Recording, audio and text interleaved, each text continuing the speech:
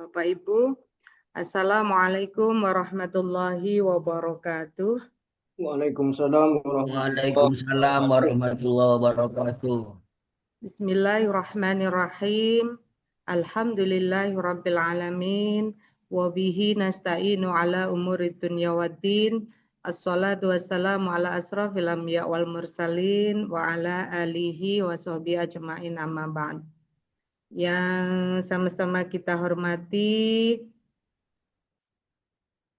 Ibu Ketua Tim Tenaga Pendidik dan Kependidikan pada kantor wilayah Kementerian Agama Provinsi Jawa Timur yang kita hormati, mudah-mudahan sudah hadir di sini ya, narasumber kita Ibu Dr. Jin Nur Marina Malik MA. Sudah masuk. Oke. Yang kita hormati Bapak Ruslan Tohirin selaku Ketua Pokjawas Madrasah Provinsi Jawa Timur, Ibu Bapak yang hadir di Zoom ini, terutama yang mendapatkan atau menjadi anggota di Bantuan untuk Pengawas Jawa Timur yang berbahagia. Alhamdulillah, puji syukur senantiasa kita panjatkan kehadirat Allah Subhanahu wa Ta'ala atas rahmat, taufik, hidayah, inayahnya. Kita bisa bersua di majelis ilmu di Zoom meeting ini dalam keadaan insya Allah sehat semuanya. Salawat serta salam tidak lupa kita haturkan kepada junjungan kita Nabi Agung Muhammad Shallallahu Alaihi Wasallam. Ibu Bapak yang saya hormati, agar acara BIMTEK, lanjutan BIMTEK atau katakanlah ini in kedua BIMTEK KBC dan Ekoteologi bagi pengawas Raudatul Atfal ini pada hari Rabu tanggal 21 Januari tahun 2026 itu berjalan dengan lancar. Marilah kita buka bersama dengan bacaan Ummul Quran. Ala hadiniyah wa kulli niyatin sholihah. Al-Fatihah.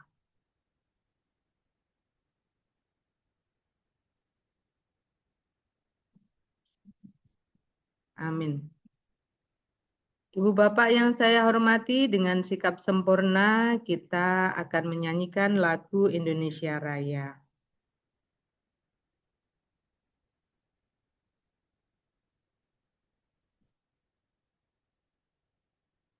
Share dulu, Mas.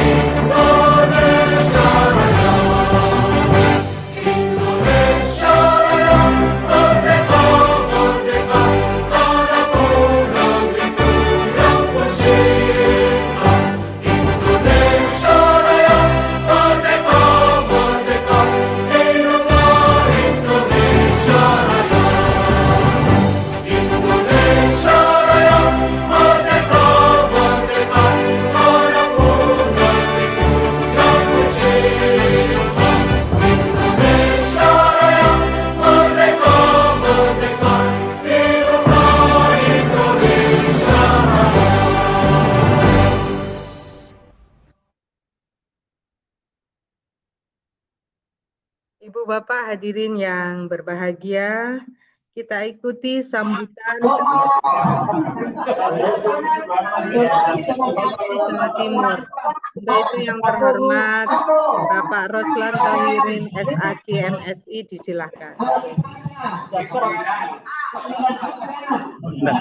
Monggo Pak Roslan. Nggih.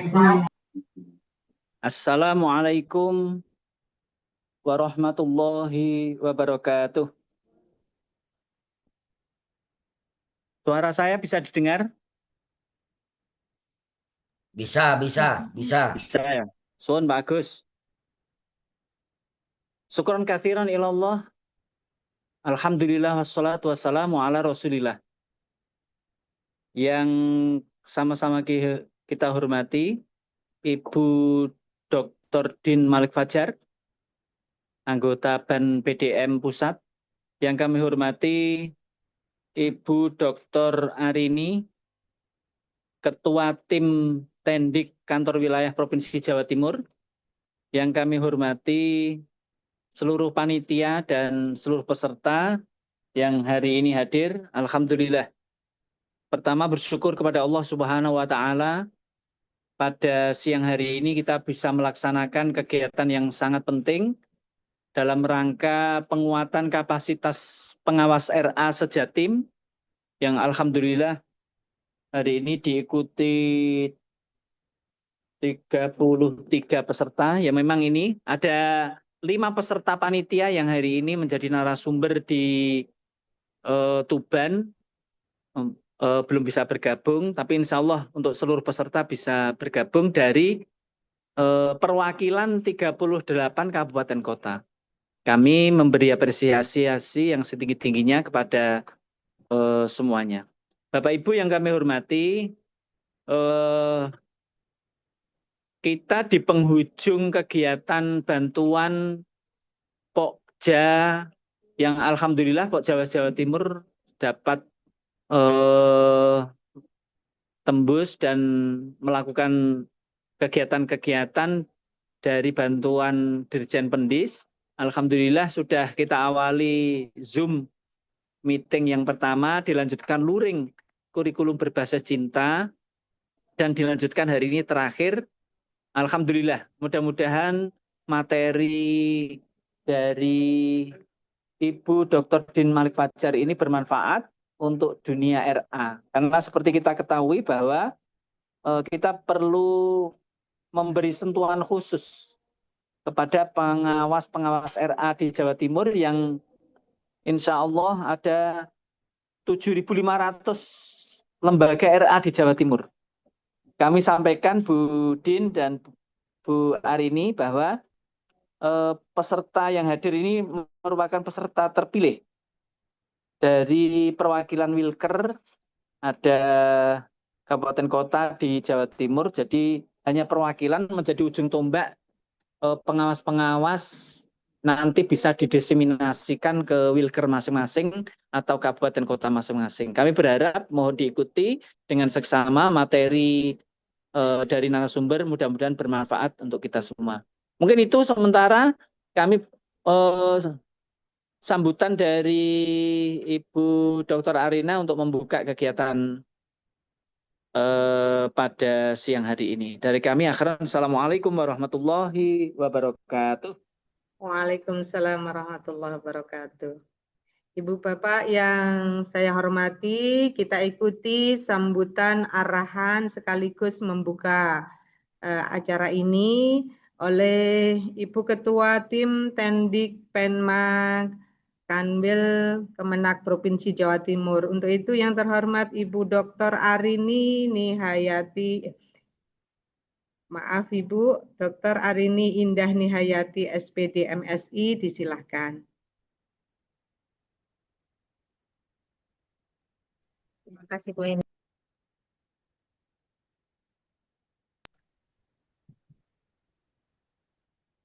Assalamualaikum warahmatullahi wabarakatuh. Yang terhormat Ibu narasumber dari BAN SM ya, Dr. Malik Fajar, kemudian yang terhormat Bapak Ketua Pokjawas Provinsi Jawa Timur, serta Bapak Ibu pengawas pengurus Provinsi Jawa Timur, serta Bapak Ibu pengawas RA yang berbahagia. Puji syukur kehadirat Allah Subhanahu wa Ta'ala, pada siang hari ini kita melaksanakan pertemuan dalam bentuk Zoom meeting ini dalam rangka untuk peningkatan kapasitas pengawas RA, yang hal ini merupakan langkah besar kita setelah mendapatkan bantuan dari sosialisasi dari bantuan Pokja, sehingga pada hari ini kita dapat berkumpul untuk meningkatkan kualitas pendidikan dan juga membangun generasi yang berakhlak mulia. Pengawas madrasah ini mempunyai peran penting, Bapak Ibu sekalian, jenengan sebagai pilotnya, peran pentingnya dalam rangka meningkatkan kualitas pendidikan madrasah, terutama di Jawa Timur. Eh, dengan bantuan dan dukungan dari berbagai pihak, kita dapat meningkatkan kualitas pendidikan dan mencapai tujuan, terutama dari peningkatan kapasitas dari pengawas RA ini yang sebelumnya memang jarang kita melaksanakan, tetapi pada kali ini kita dapat melakukan BIMTEK terhadap peningkatan kapasitas pengawas RA yang merupakan ujung tombak dari pendidikan kita, pendidikan yang awal kita di tingkat RA.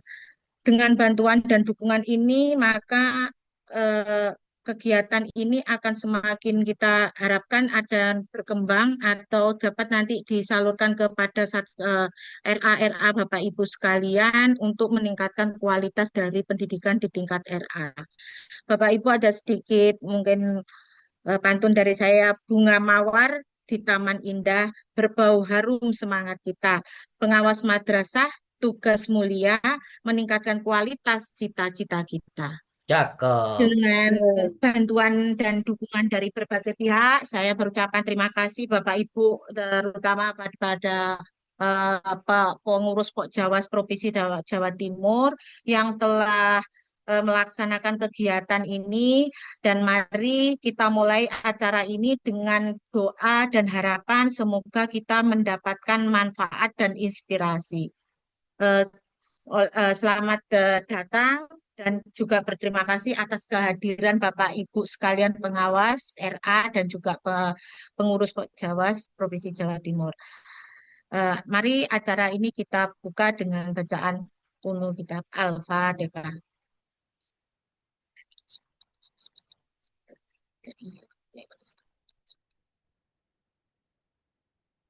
Demikian yang bisa kami sampaikan, kurang lebihnya mohon maaf. Akhirul kalam, wassalamualaikum warahmatullahi wabarakatuh. Waalaikumsalam warahmatullahi wabarakatuh. Terima kasih Bu Arin. Yuk Bapak yang saya hormati, berikutnya kita sebelum materi inti, kita akan berdoa dengan penuh hikmat supaya acara ini berjalan dengan lancar. Untuk itu doa akan dipimpin oleh Kiai Yumnan. Sudah hadir di sini apa belum ya? Monggo Pak Yumnan.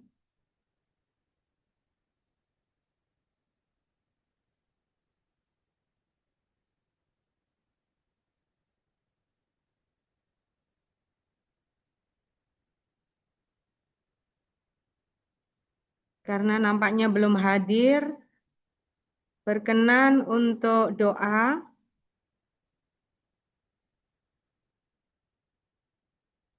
Bapak Jainuri, Bapak Muhammad Jainuri dari Mojokerto, narasumber kita.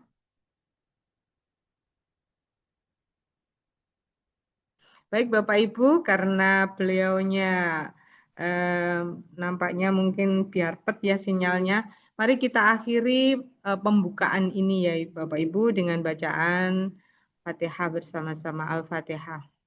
A'udzubillahi minasyaitonirrajim. Iyyaka na'budu wa iyyaka nasta'in ihdinas siratal mustaqim siratal ladzina Terima kasih, tibalah kita pada acara inti kita dengan topik urgensi ekoteologi dalam implementasi kurikulum berbasis cinta di PAUD. Yang akan sepenuhnya dipandu oleh yang terhormat Ibu Dr. Din Nurmarina Malik MA. Wajahnya cantik sekali, Ibu. Salam kenal.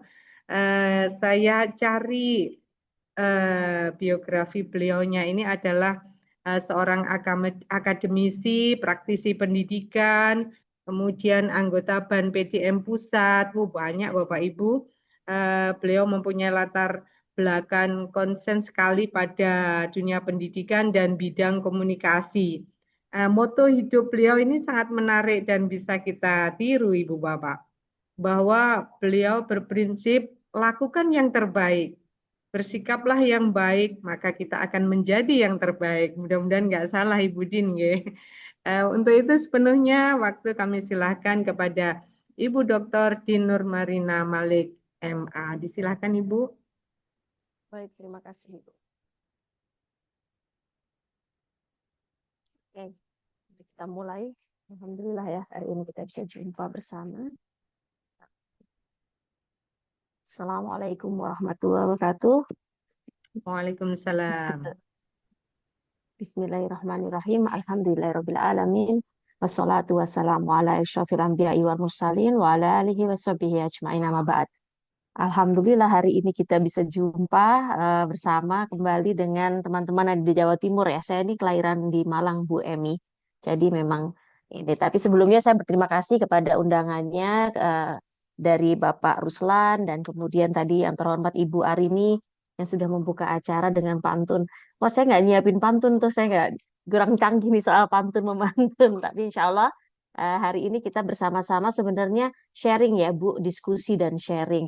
Intinya ini kalau Pak Ruslan sudah meminta saya bicara atau memerintahkan untuk bicara itu biasanya cuma dikasih kata kunci aja gitu.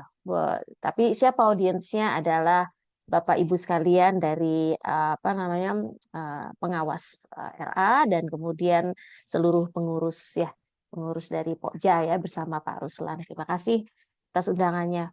Tanpa berpanjang kalam karena waktunya supaya sesuai dengan harapan Pak Ruslan, mungkin saya akan ditemani Bu Emi ya Bu. Terima kasih kalau begitu. Saya akan bagi menjadi 2 termin kita diskusi ya Bapak Ibu sekalian yang berbahagia hari ini, yaitu paruh pertama kita akan diskusi tentang apa itu yang disebut dengan ekoteologi dan kemudian yang selanjutnya kita akan juga in between time di antara 2 waktu itu kita akan diskusi ya. Jadi kalau ada pertanyaan dan lain sebagainya kita bisa bahas di antaranya. Mohon dibantu ya Bu Emi, soalnya kalau enggak suka kebablasan nih. Kita sampai jam berapa kira-kira? Sampai jam 15 kah? Sampai jam 3 Ibu. Sampai jam 3. Oke, jam 15. Oke, baik. Alright, baik. Saya sudah bisa share screen ya, Bun. Izin saya share screen. Where is my screen? Jadi menarik ini yang disebut dengan kurikulum cinta ini sangat menarik. Let me share screen first.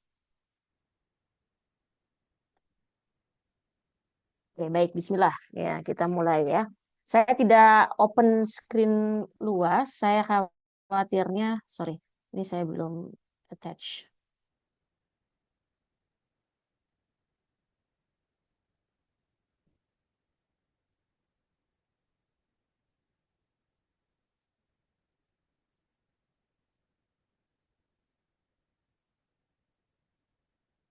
Sudah terlihatkah Ibu?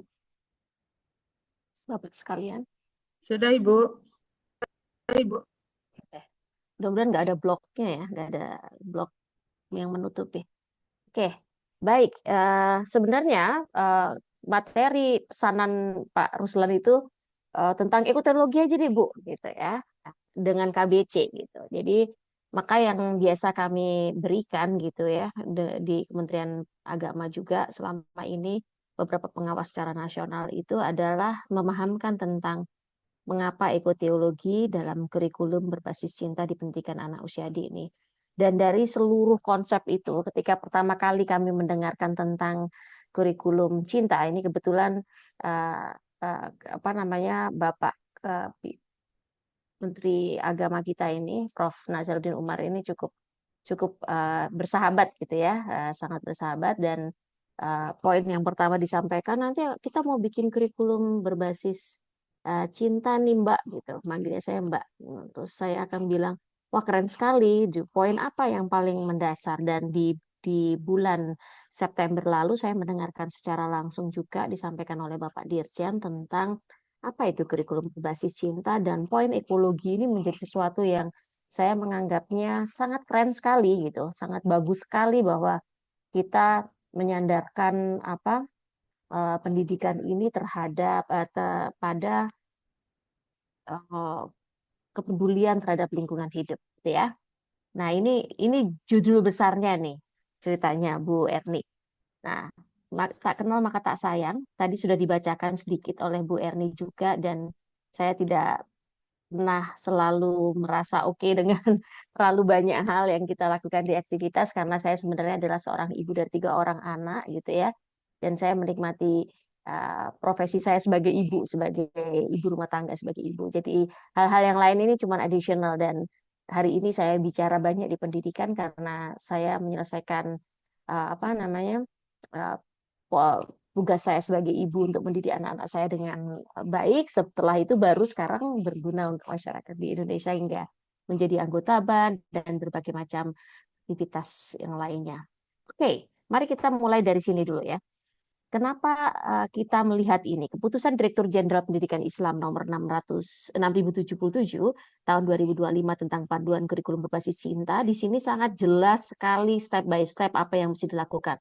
Dan saya kira ini rangkaian pembelajaran ini udah panjang ya Pak Ruslan dan Bu Erni. Jadi teman-teman mestinya sudah baca ini. Dan nanti kalau mamanya ada I-nya, I panduannya mungkin sudah diberikan juga, dan teman-teman pengawas, saya memanggilnya teman-teman ya, kita karena sama-sama sebagai pendidik dan pengawas di pendidikan sebenarnya.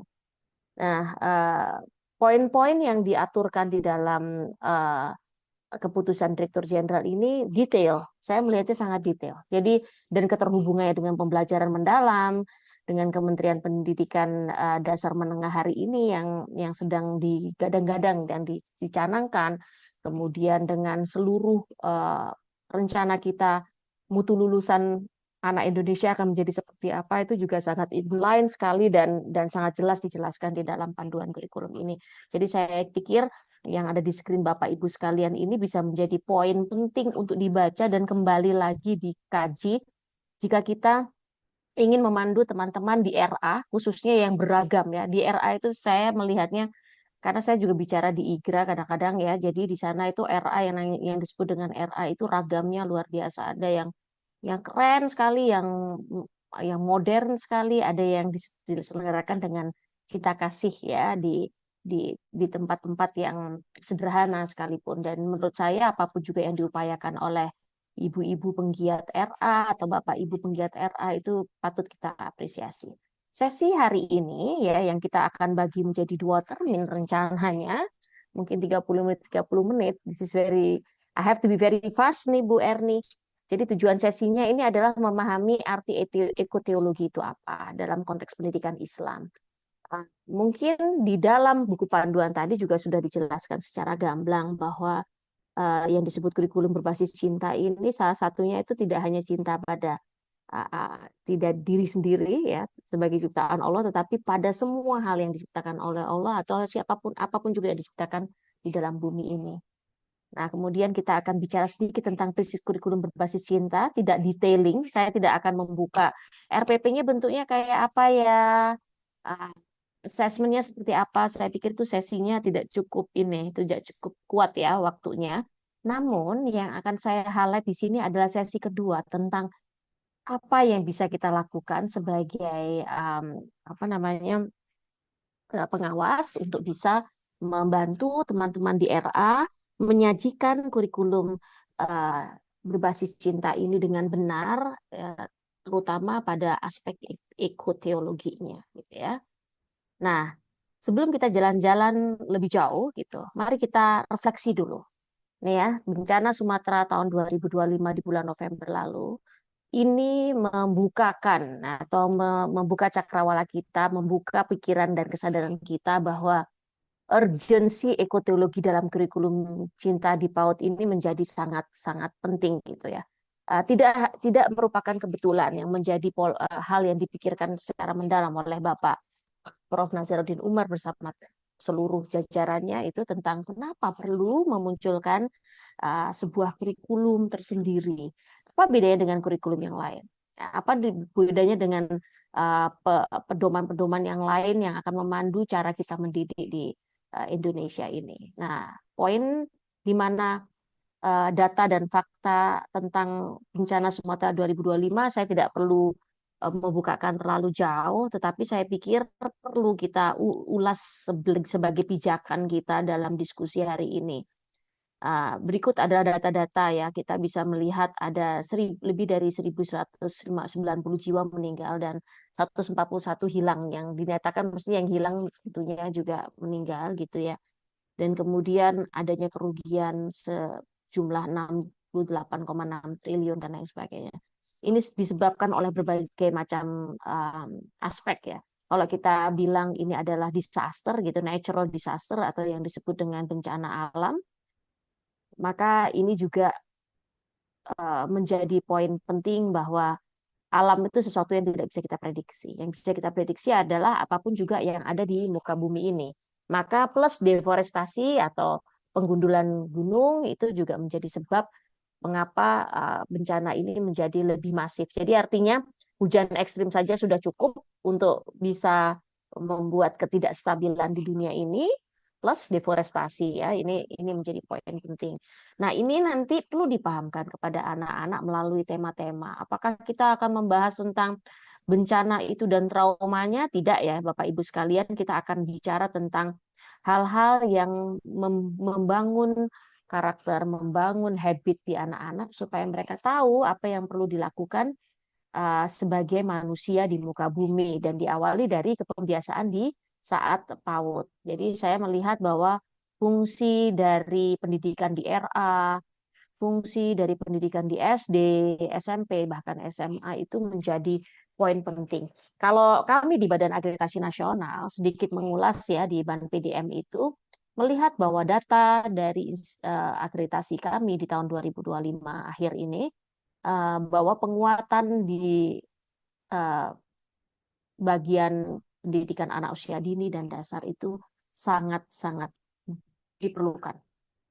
Karena yang terlihat settle itu baru di SMA ya. Jadi PAUD, SD, SMP itu perlu perhatian. Jadi artinya Bapak Ibu sekalian sebagai pengawas tentunya tugasnya tidak sederhana ya, karena memahamkan, mengingatkan, mengoreksi jika diperlukan kepada seluruh pelaksana pembelajaran di RA ya, tentunya di kawasan Bapak Ibu sekalian.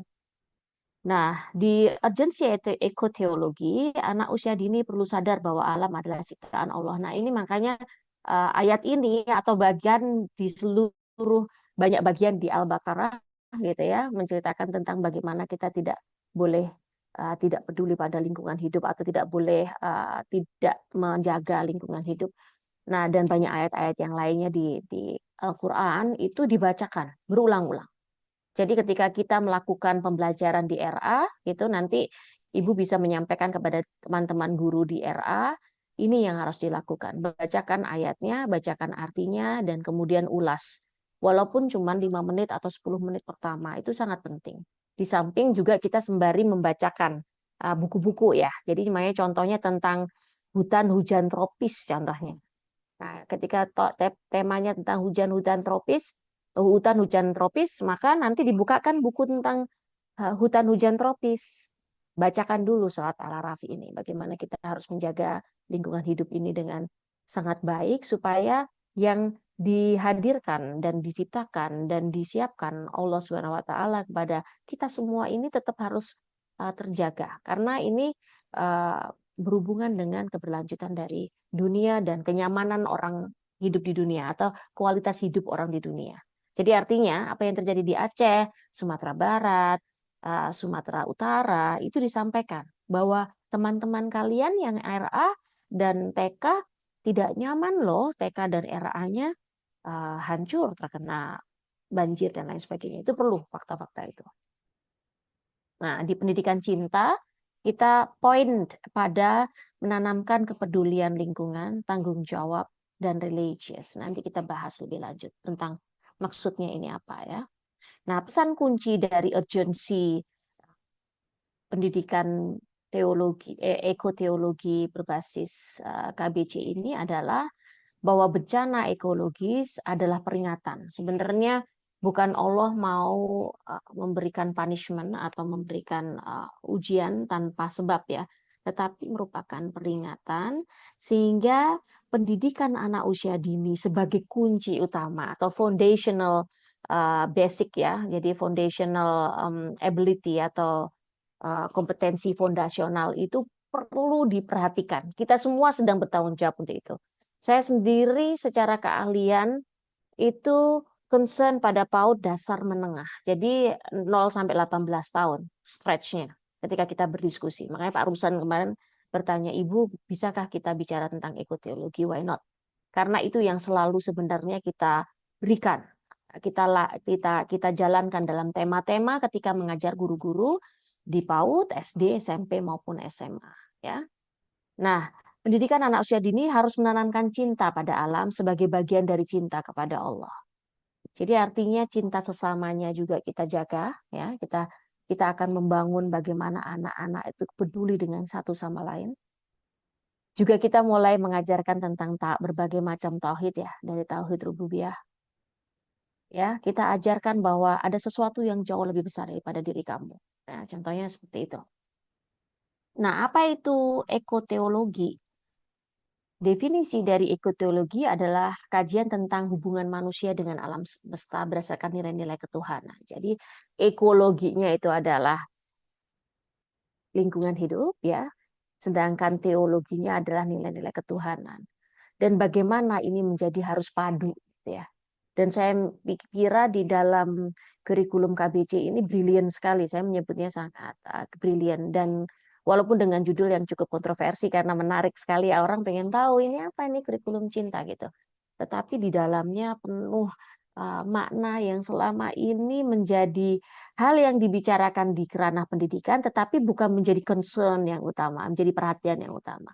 Dan ekoteologi ini sangat keren gitu ya. Segala sesuatu yang berhubungan dengan lingkungan hidup itu kita kalau peneliti di sebagai akademisi itu adalah topik-topik yang sangat kita menyebutnya sangat seksi ya, sangat menarik untuk dibahas terus-menerus karena kebutuhan untuk memahamkan ke seluruh makhluk hidup di muka bumi hari ini itu penting dilaksanakan ya. Dalam pendidikan anak usia dini kita mengajarkan juga bahwa alam ada ya ayat Allah yang harus dijaga. Jadi artinya ketika kita menjaga alam, kita sedang menjaga ayat ya Allah. Kita sedang menjaga segala sesuatu yang terhubung dengan Tuhan yang Maha Esa. Itu harus dipahamkan. Bu, apakah anak-anak serta-merta mengerti? Mereka tidak akan serta-merta mengerti. Tapi poin ketika kita menyampaikan, ketika Bapak Ibu sekalian pergi ke RA dan kemudian menyampaikan kepada guru-guru, sampaikan ya pada anak-anak bahwa kita harus menjaga lingkungan hidup ciptaan Allah ini karena ya poin-poin tertentu kita sampaikan. Ibu, Bapak, apakah kita harus menyampaikan ini sepanjang semester? Kalau saya menjadi Bapak Ibu sekalian dengan adanya KBC, yes, seluruh aspek pembelajaran dari awal mereka datang hingga mereka pulang dari RA atau dari sekolah madrasah, mereka harus sangat fully aware bahwa tidak ada hal yang tidak kebetulan bahwa kita harus menjaga lingkungan hidup ini karena kita perlu menjalankan keberlangsungan kehidupan. Ya, itu karakter building jadi yang akan dibangun di sini. Nah, basis Qur'ani dan janganlah kamu membuat kerusakan di muka bumi setelah Allah memperbaikinya. Ini di surat Al-Araf 56. Ini basis Qur'ani yang sangat populer digunakan di dalam ekoteologi sebenarnya. Tetapi banyak sekali surat dan ayat yang bisa kita adaptasi sebagai bahan yang dibacakan di keseharian anak-anak ketika belajar di RA. Itu bisa disampaikan. Mungkin teman-teman di pengawas bisa bicara dengan gugus ya, juga menyampaikan mungkin ini perlu diskusi ya, guru-gurunya kumpul untuk diskusi.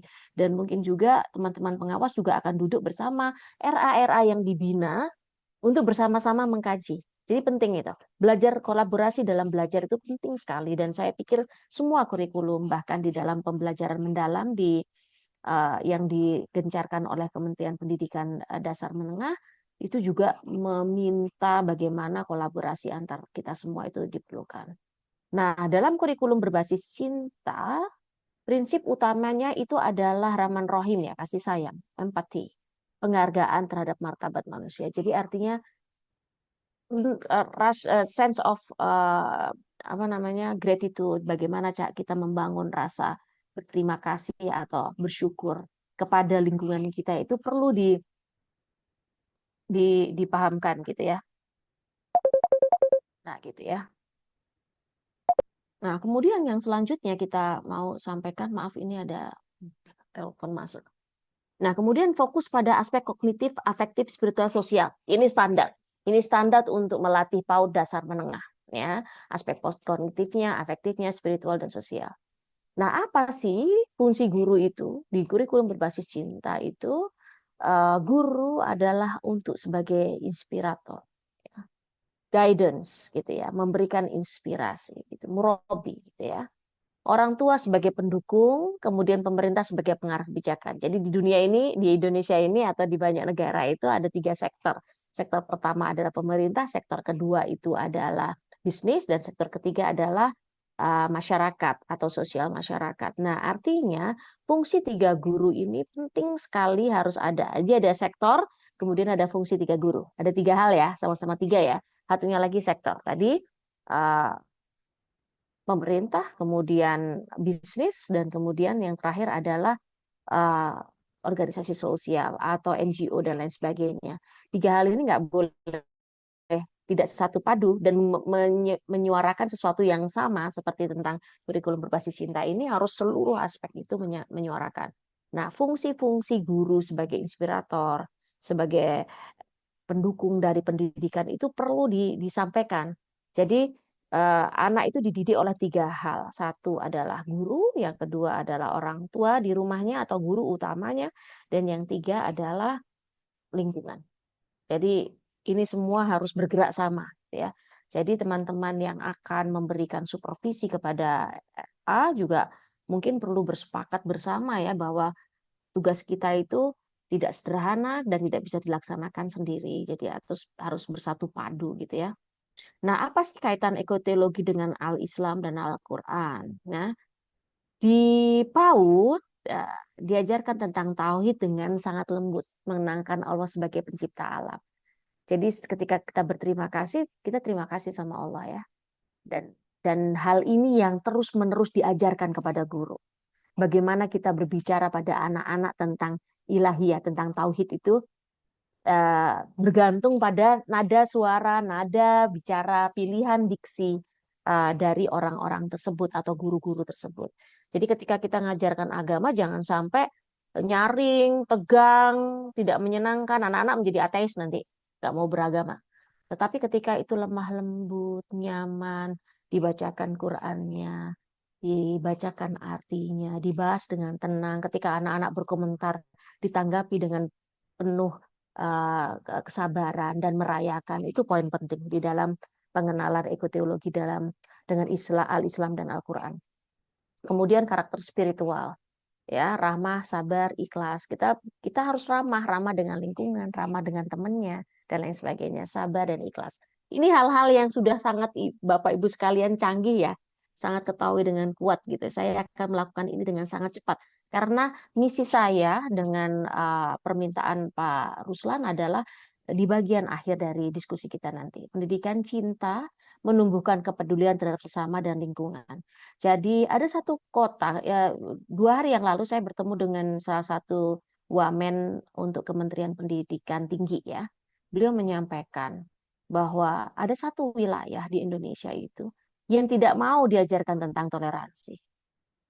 Kenapa tidak mau diajarkan tentang toleransi? Mereka semua menyatakan, kami di sini sudah memiliki toleransi di dalam jiwa kami. Karena sejak kecil kami pahamkan kepada anak-anak bahwa kita duduk berdampingan dengan berbagai macam orang atau berbagai macam kepercayaan, contohnya seperti itu. Nah, itu awal. Karena kadang-kadang kita mau fokus ngurus lingkungan hidup, tetapi manusia-manusianya tidak diajarkan dulu, nggak dikasih pijakan dulu. Nah, pijakan tentang menjadi orang-orang yang peduli terhadap sesama, itu penting diajarkan duluan. Jadi anak-anak mengerti tentang itu dulu, baru mereka akan peduli dengan tanaman-tanaman di sekitar sekolahnya, contohnya seperti itu. Ya. Kita lanjutkan ya. Tapi teman Bu Erni nanti kalau mau ada yang mau bertanya boleh langsung ditulis di chat, nanti kita sisir ya kalau ada yang mungkin di tengah Siap, saya bicara ada yang ingin siap Ibu. ditanyakan silahkan saja di chat. Siap Ibu. Ya. Nah, apa sih kaitan teologi dengan 18 nilai karakter yang dicanangkan oleh Kementerian Pendidikan Nasional pada saat itu di 2010? Ya ada 18 hal di situ ya. Sebenarnya karakter tuh banyak. Kalau kita di Islam kita punya 99 Asmaul Husna aja, kalau dibongkar satu-satu itu amazing. Itu bagaimana kita mencoba untuk menyelaraskan atau membuat seluruh pembelajaran kita terintegrasi dengan Asmaul Husna, itu juga salah satu pembangunan karakter ya. Di samping apa yang sudah dicontohkan oleh Rasulullah SAW ya, tentang sidik, amanah, tabligh, fatonah contohnya ya. Di luar itu ada banyak lagi yang harus kita eksplor tentang mutu ya, tentang apa namanya kasih sayang dan lain sebagainya.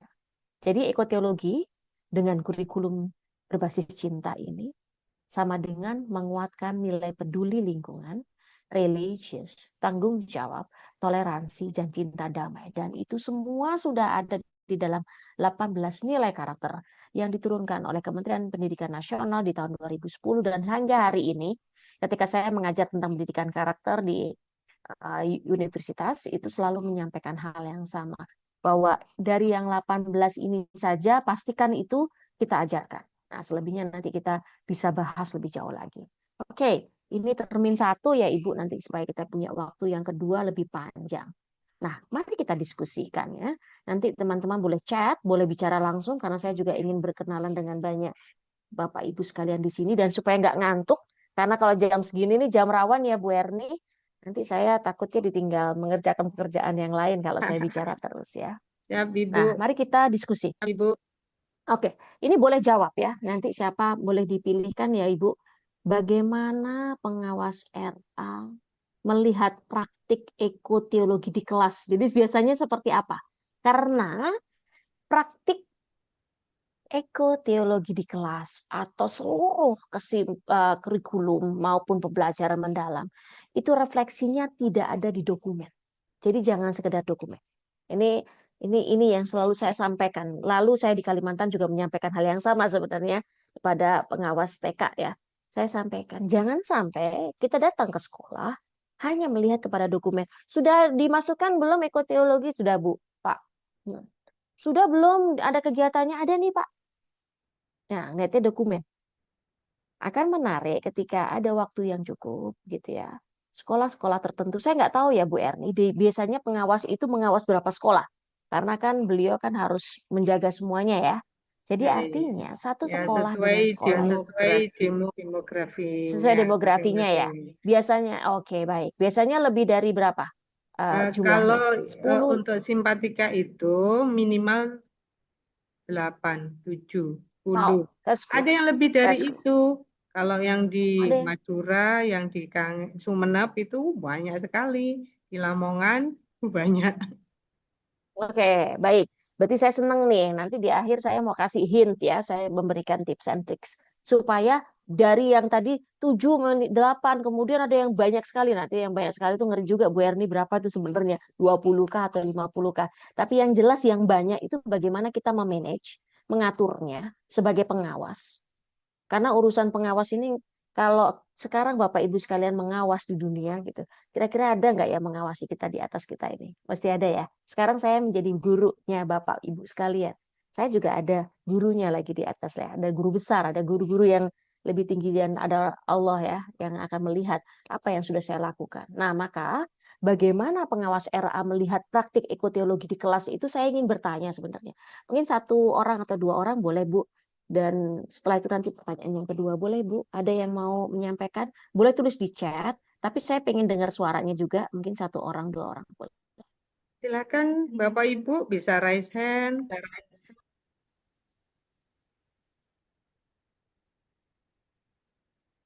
Boleh raise hand, Ibu. Biasanya gimana sih, Bu? Kalau ngelihat tuh bagaimana sih Iya, pengawas RA? banyak Bu. juga kok ya. Bu Itu Aniko. ada yang Bu Aniko Haitami, di pengawas Ya, Nganjuk. Ini Bu Onje, Din, mangga. silahkan. Iya, terima kasih. Mohon maaf tidak bisa on kamera karena takut terpental lagi. Ya, aman, Bu. Iya, iya, iya. Iya, Saya kami akan membahas yang bagaimana pengawas RA melihat praktek ekoteologi di kelas. Ketika saya pendampingan di RA, itu saya sudah melihat beberapa kegiatan yang sudah dilakukan di RA dampingan. Salah satunya di depan kelas itu sudah ada 2 tempat sampah yang warnanya berbeda. Ada merah dan hijau. Kemudian anak-anak sudah memilah-milah, Bunda. Memilah yang hijau ini untuk yang dedaunan seperti itu. Kalau yang merah ini untuk plastik-plastik. Dan ketika datang saya sempat melihat membuka tempat sampah tersebut. Alhamdulillah ternyata anak-anak sudah paham untuk memilah tempat sampah. Ini untuk daun, ini untuk plastik. Dan juga saya tanyakan kepada gurunya, ternyata tidak langsung bisa, tetapi dilakukan setiap harinya, terus anak-anak terbiasa sendiri. Seperti itu, Bunda. Salah satu contoh yang saya lihat di RA dampingan saya. Terima kasih. Yes. Oke, baik. Terima kasih, Bu Aniko. Excellent, Ibu. Jadi sebenarnya hal-hal yang sederhana tentang membuang sampah pada tempatnya aja itu esensial gitu. Membuang sampah pada tempatnya dan ini sudah pada tahapan yang lebih tinggi, memilah ya, Bu. Sudah pada memilah mana yang plastik, mana yang ini sudah level yang lebih tinggi, klasifikasi yang lebih tinggi. Di kegiatan itu ada 2 hal yang sedang dilatihkan kepada anak. Satu, mereka belajar tentang bahwa sampah itu ada tempatnya, ya. Yang kedua, nanti itu abadi, itu akan dipakai sampai besar nanti. Kayak kita ke Singapura gitu kan bersih ya. Kok bisa nggak ada sampah? Karena sudah dilatih dari kecil. Walaupun di sana harus ada fine ya, ada apa namanya, harus bayar gitu, ada dendanya gitu ya. Nah, tapi yang kedua adalah kita juga mengajarkan tentang klasifikasi yang tinggi. Dan klasifikasi yang tinggi, belajar dari memilah sampah itu saja, itu sebenarnya sedang menghindarkan anak dari apa? Dari tindakan menjadi koruptor dia akan datang. Itu sesimpel itu loh sebenarnya ya di PAUD. Nanti satu kesempatan yang lain kita akan bisa bahas itu tentang kenapa klasifikasi itu penting di PAUD gitu ya. Terima kasih Bu Aniko sudah berbagi. Dan apa tantangan guru dalam mengintegrasikan nilai cinta dan ekotologi ini bisa kita baca juga ya. Kita nggak akan bahas ini, tapi insya Allah nanti kalau ada yang punya komentar boleh di chat. Apa sih tantangannya guru biasanya? Hari ini diajarin, besok dibawa pulang, ibunya melakukan apa, ayahnya seperti apa, balik lagi ke sekolah, berubah kembali. Gitu benar. Benar nggak, Bu? Jadi kadang-kadang berulang-ulang guru harus melakukan mengintegrasikan nilai cinta dan ekoteologi ini nggak udah-udah gitu ya. Kayak saya yang melihat ya, di kementerian pun itu kan PDM ya, PAUD Dasar Menengah. Jadi artinya itu adalah sebuah rangkaian pekerjaan membangun anak di bawah 18 tahun untuk mempunyai karakter yang menetap di dalam dirinya. Nah, contoh kegiatan PAUD RA yang sudah mengajarkan cinta lingkungan, menanam, menjaga kebersihan, doa sebelum makan, tadi memilah sampah ya.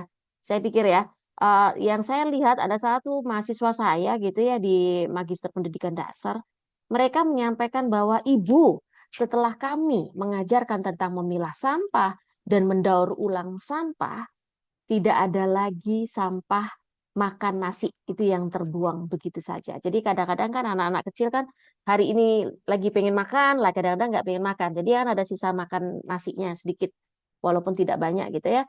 Tapi itu diajarkan pada mereka jangan dibuang nasinya. Tetapi kalau mau kita supaya nggak dosa, disimpan nasinya sebagai pupuk, contohnya seperti itu. Dan itu mereka belajar banyak. Itu saya melihat di sekolah di Cianjur ya. Di Cianjur itu di sekolah kreatif itu dari PAUD SD SMA. Dan di Bali di tengah-tengah kota itu SD, SMP, SMA 3 ya, PAUD SD gitu ya, 3 nyebutnya. Itu kegiatan daur ulangnya masif sekali sampai menghasilkan uang. Jadi karena mereka di Bali mungkin kulturnya udah mulai pengen bahwa setiap orang itu bertanggung jawab dengan sampahnya sendiri, walaupun tetap ada chaosnya juga ya. Tetapi sekolah-sekolah itu mencoba mengajarkan kepada anak-anak sejak usia dini hingga dewasa dan kemudian melibatkan orang tuanya untuk datang. Gitu ya. Oke ya, Bu, kita lanjutkan ke Ibu Emi, kita lanjutkan ke slide Iya, berikutnya gitu ya. nampaknya perlu Kalau ada yang mau bertanya lagi boleh. ada Boleh. di chat itu, Bu Dokter, bahwa ini Bu Nurul Laili dari Kota Surabaya. Beliau mengatakan bahwa lembaga sudah melaksanakan Go Green dengan menanam tanaman dan merawatnya. Oh ya, that's good. That's good. Ya, betul. Betul sekali. Nah, itu kita cek ya. Jadi sebenarnya ekoteologi itu refleksinya mudah loh, Bu. Ketika Bapak pengawas dan Ibu pengawas masuk datang ke sebuah lingkungan sekolah. Mau sederhana, mau yang bagus, ada tegelnya gitu kalau orang Jawa Timur ya. Atau yang dari tanah aja. Tetapi ketika bersih dari sampah, disapu ya, lingkungannya bersih. Walaupun hujan deras yang mungkin banyak tanah gitu, tapi posisinya tetap dijaga kebersihannya. Itu sebenarnya sudah merefleksikan ekoteologi. Kenapa? Nomor satu yang dijaga matanya anak-anak, pikirannya anak-anak.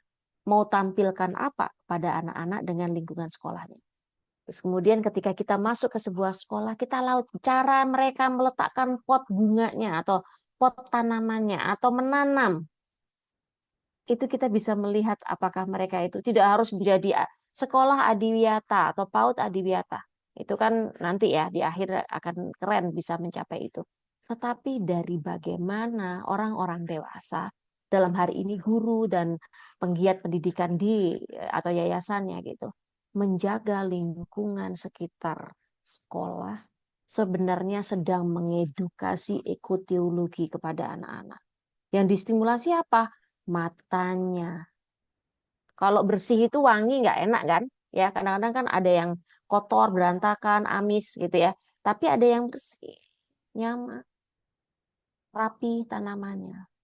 Nah, ketika saya mengajarkan tentang setting lingkungan di sekolah, biasanya di PAUD ya, sejak tahun 2018, yang kita sampaikan ke guru-guru, mari kita keluar dari luar, jalan dari luar. Dari luar kita mengeksplorasi, apa yang kita lihat. Eh, ada pagar, ada ini. Apa yang perlu dirapikan? Oh iya Bu, di sebelah sana masih ada sampah. Oh iya itu ada kursi bekas masih di situ. Bisa diberikan orang, bisa dibuang, bisa diletakkan di mana yang tidak mengganggu. Berawal dari situ dulu. Kemudian bagaimana tanaman diletakkan. Bagaimana sampah-sampah didaur ulang. Bagaimana seluruh kegiatan di PAUD itu melibatkan anak-anak untuk berpartisipasi ikut menanam, ya.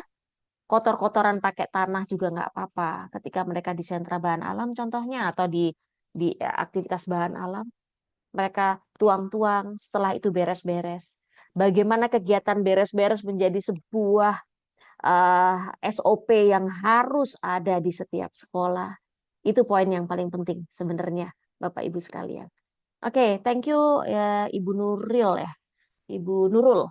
Bu Nur Laili jadi Ibu Nuril. Bu Nurul Laili dari Kota Surabaya. Excellent. Ini keren. Oke, baik kita lanjut. Supaya nggak ngantuk, mari kita lihat video ya.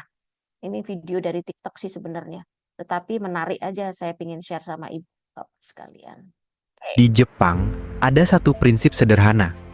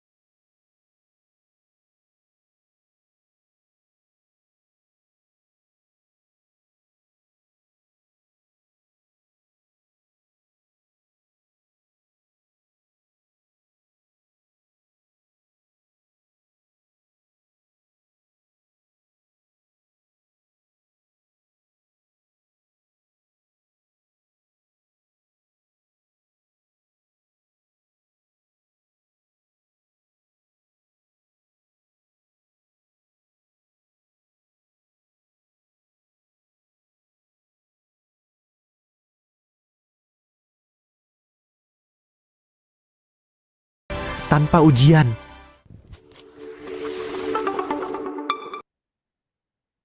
Jadi kembali lagi ke diskusi kita tadi ya, yang disampaikan oleh Ibu Nurul tadi tentang melaksanakan go green, menanam tanaman, merawatnya, kemudian membersihkan tadi daur ulang sama Ibu Anikoh tadi ya, bahwa ini yang kita lakukan selama ini, bahwa kita mau mengajarkan kepada anak-anak bagaimana pendidikan itu diletakkan di dalam kepalanya. Karena kita bicara tentang neuroscience. Jadi ekoteologi itu tidak cuma bagaimana kita memahamkan ekologi dan bagaimana ketuhanan ini harus ditanamkan kepada anak, tetapi bagaimana menurcur otaknya anak itu pelan-pelan dari awal hingga akhir. Nah, ini yang paling menarik. Mudah-mudahan ini cocok ya, Bu Emi ya. Ini saya cuman berpikir tentang apa yang sudah saya lakukan di banyak sekolah dan mudah-mudahan di RA Jawa Timur ini bisa dimanfaatkan. Bagaimana implementasi dan supervisi ekoteologi dalam KBC di PAUD RA oleh Bapak Ibu sekalian. Nah ya, tujuan sesi yang kedua ini, Ibu, adalah menjelaskan, Bapak Ibu ya, menjelaskan langkah implementasi ekoteologi di RA. Jadi sebenarnya implementasinya itu modelnya kayak apa aja sih? Sebenarnya teman-teman semuanya pasti punya ide banyak ya, atau punya hal yang saya bisa lihat, Bu, sebuah sekolah itu melaksanakan ekoteologi apa enggak. Dan harus dipahamkan antara satu sekolah dengan sekolah yang lain. Makanya tadi saya bertanya, seorang pengawas itu berapa sekolah yang bisa diawasi? 7-8, Bu, tapi kalau di Madura itu lebih banyak contohnya. Artinya, seorang pengawas ini juga sebagai penghubung. Sekolah yang sana sudah melakukan ekoteologi. Yang dimaksud dengan ekoteologi adalah seperti ini. Kalau kamu melakukannya juga di sini, yang jaraknya mungkin sekitar 10 km atau berjarak panjang gitu, efeknya akan sama. Apa yang terjadi di Aceh lalu, di Sumatera Utara dan Sumatera Barat, itu terbentang kerusakannya, terbentang kondisi disasternya itu. Nah, bagaimana kita semua mau berupaya bahwa apa yang kita lakukan akan berdampak pada orang lain dan orang lain juga harus melakukan hal yang benar seperti yang kita lakukan. Ini pengawas tujuannya di situ. Jadi nggak usah terlalu banyak catatan-catatan, melihat catatan mereka saja, tetapi kita memberikan catatan pada mereka dan kita supervisi apakah memang dilaksanakan atau tidak. Yang kedua, membuat log atau matriks supervisi untuk mencatat kondisi implementasi. Jadi artinya sekolah pertama sampai sekolah ke-7 ya, saya tidak tahu SOP-nya Bapak Ibu sekalian dalam bekerja. Tetapi artinya ada banyak sekolah yang Bapak Ibu semua kenali. Tidak hanya supaya mereka sukses dalam akreditasinya saja, tetapi mereka itu harus sukses dalam mendidik anak-anak. Di akreditasi BAN PDM hari ini, kita bicara tentang performance. Bagaimana guru melaksanakan pembelajaran, bagaimana sekolah menghadirkan kebiasaan-kebiasaan yang membangun anak-anak tersebut menjadi manusia dewasa yang mampu bertanggung jawab, itu yang poin kita baca. Jadi, wah sekolahnya besar, ada halamannya, ada masjidnya, ada banyak kelasnya, itu tidak menjadi poin yang akan kita baca di dalam komponen akreditasi. Tapi yang akan kita baca bagaimana guru bicara, bagaimana guru mencontohkan, bagaimana SOP atau aktivitas anak-anak dari pagi hingga siang dilaksanakan dengan nyaman untuk kepentingan apa? Otak dari anak-anak di RA. Ya, jadi wah sekolahnya kan cuman RA, sekolahnya kan cuman TK, sekolahnya cuman untuk anak-anak kecil main. Yes, yang cuman ini menjadi poin penting bahwa Indonesia ini menjadi maju atau tidak, Indonesia ini menjadi selamat atau tidak lingkungannya ya, masyarakatnya, atau kualitasnya menjadi baik atau tidak.